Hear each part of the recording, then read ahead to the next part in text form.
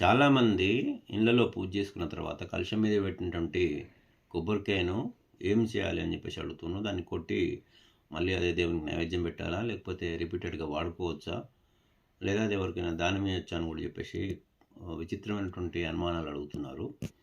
అట్లా ఏం లేదండి, దాన్ని రిపీటెడ్గా వాడడానికి పనికిరాదు.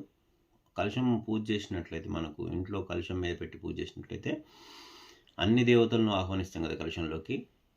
దాని మీద ఉన్నటువంటి కొబ్బరికాయను ముందే పెట్టుకునేటప్పుడే దాని మీద ఒక రెడ్ బ్లౌజ్ మడత పెట్టేసి కనుక పెట్టినట్టయితే చాలా మంచిది. ఆ బ్లౌజ్లో ఆ కొబ్బరికాయను పెట్టి ఇంట్లో మనం బయట కనుక గుమ్మడికాయను కట్టినట్టు ఇంట్లో మనం ఎదురుగా లోపలికి అడుగు పెట్టగానే కనపడేట్టుగా ఆ ఎరుపు రేఖపట్ట రెడ్ బ్లౌజ్ పీస్లో ఆ కొబ్బరికాయను ఇట్లా మూట కట్టి ఎదురుగా కనపడేటట్టు గంధము కుంకుమ మనకు కనపడేట్టు నజర్ అనేది దాని మీద పట్టేట్టు కనుక ఎదురుగా లోపలికి అడుగు పెట్టగానే కనపడేటట్టు కట్టాలి.